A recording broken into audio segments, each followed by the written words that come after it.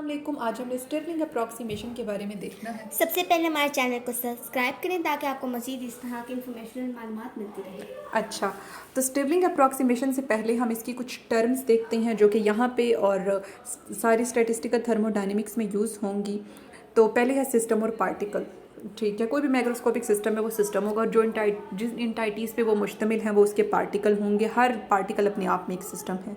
ठीक है, और नेक्स्ट फेज स्पेस का कह रहे हैं कि ये होती है कि वो जो 6 डायमेंशंस होती हैं ना, मिसाल के तौर पर 3 वेलोसिटी की हैं और 3 पोजीशन की हैं, और फिर वो कह रही हैं कि degree of freedom of molecule आपने मालूम करना है। तो जो एटम की तादाद है मालिक्यूल के अंदर उसे 3 से मल्टीप्लाई करेंगे, क्योंकि एक एटम 3D होता है, 3 से ज़्यादा डायमेंशन पे वो मूव ही नहीं कर सकता।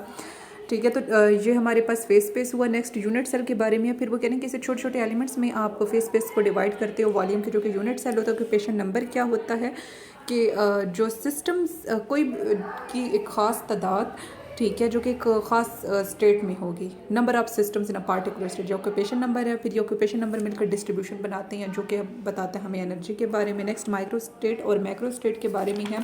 जो स्पेसिफिसिटी होती है 6 कोऑर्डिनेट की वो माइक्रो स्टेट है, और जो स्पेसिफिकेशन है नंबर ऑफ मॉलिक्यूल की वो मैक्रो स्टेट है।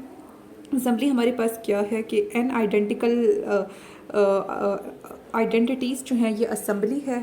ठीक है, n ये बेसिकली नंबर ऑफ मॉलिक्यूल को रिप्रेजेंट कर रहा है, और असेंबली मिलके इंसेंबल बना रही है। फिर वो असेंबलीज का ग्रुप जिनका टेम्परेचर प्रेशर जो है सेम है उसे हम जो है यहाँ पर कैनोनिकल फॉर्म्स कह रहे हैं।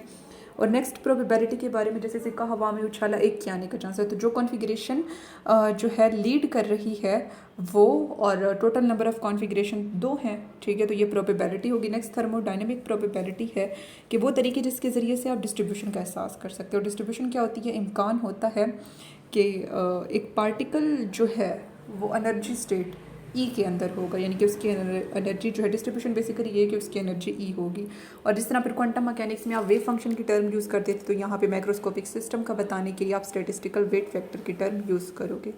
और नेक्स्ट अब हम असल चीज़ पर आते हैं, स्टिरलिंग अप्रॉक्सीमेशन। फिर वो कह रहे हैं कि जो कैलकुलेशन है एन की वो लेबरस यानी कि बड़ा थका देने वाला काम है जब एक्स की बड़ी बड़ी वैल्यूज़ होती हैं। तो स्टिरलिंग का अप्रॉक्सीमेशन नाम से ज़ाहिर हो रहा है कि अप्रॉक्सीमेट कर देना बड़ी वैल्यूज़ को। तो ये जो लॉग एन है इसकी वैल्यूज़ को अप्रॉक्सीमेट कर देता है जब एन बहुत बड़ा होता है। अब एल एन, ठीक है। अच्छा, यहाँ पर ना इसके कुछ थ्योरम भी जो हैं इसके जो थ्योरम्स हैं उसमें हमने मुख्तलिफ़ तरीके जिसमें एन को अरेंज कर सकते हैं एक ऑर्डर के अंदर, तो वो एन कॉलन के बराबर होगा। और नेक्स्ट वो कह रही हैं कि मुख्तलिफ़ तरीके जिसमें आप स्मॉल एन को कैपिटल एन से, ये दोनों ही नंबर ऑफ़ मॉलिक्यूल हैं, सिलेक्ट करेंगे एक, तो उसको लिखने का तरीका ये होगा।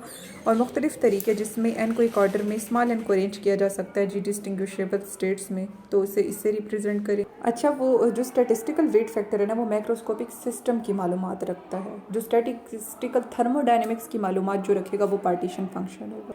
सॉरी, इस चीज़ को मैं ज़रा वो करेक्ट कर लूँ कि ये जो पार्टीशन फंक्शन है ये मैक्रोस्कोपिक सिस्टम की मालूमात रखता है, और जो मालूमात रखेगा ये डिग्री ऑफ डीजनरेसी के बराबर है, एनर्जी का सेम होना। ये एनर्जी लेवल की एनर्जी स्टेट्स के बराबर है। ये एनर्जी लेवल की जो एनर्जी की स्टेट्स होती हैं उनके बराबर होता है। एक तो इसे जी से रिप्रेजेंट करते हैं, किसी भी एनर्जी लेवल की एनर्जी स्टेट्स के बराबर है, ये डीजनरेसी को रिप्रेजेंट करता है। अच्छा, नेक्स्ट इसमें वो कह रही हैं कि जो एन की कैलकुलेशन है ना, अब असल टॉपिक पर हम आ गए हैं, वो बड़ा ही थका देने वाला लैबरस वर्क है। अच्छा, आप हैरान हो रही होंगी कि ये चीज़ें हम बिल्कुल एग्जैक्ट हमारे माइंड में क्यों नहीं बैठ रही। मैंने आपको क्वांटम मैकेनिक्स का भी बताया था कि ये एग्जैक्ट समझ नहीं आती। जो चीज़ एग्जैक्ट समझ आती है ना वो सही ही नहीं है। हाँ, न्यूटन के लॉज जो समझ आते हैं, ठीक है, इजीली आपको समझ आ जाते हैं ना कि हर एक्शन का रिएक्शन है। कोई चीज़ रेस्ट पर है, क्यों हुआ, तो वो रेस्ट पे रहेगी, मोशन पे है तो मोशन में रहेगी। बोलो ना हाँ हूँ। हाँ, ठीक है, तो वो जो समझ आती है ना डेफिनेट है वो सही नहीं है। अच्छी चीज़ हमेशा, वैलिड चीज़ हमेशा अनसर्टेनिटीज़ के साथ होती है, वो समझ ही नहीं आती। और इनके तो अपने डिस्कवरर कह के गए हैं कि इन चीज़ों को आप नहीं समझ सकते हो। गलत बात। हाँ, तो फिर वो कह रही है कि एन की कैलकुलेशन बड़ा थका देने वाला काम है। तो लार्ज वैल्यूज़ के लिए जब एक्स की वैल्यूज़ होती हैं तो फिर नाम से ज़ाहिर हो रहा है अप्रॉक्सीमेशन। तो स्टिरलिंग ने जो है अपना अप्रॉक्सीमेशन दिया, ठीक है।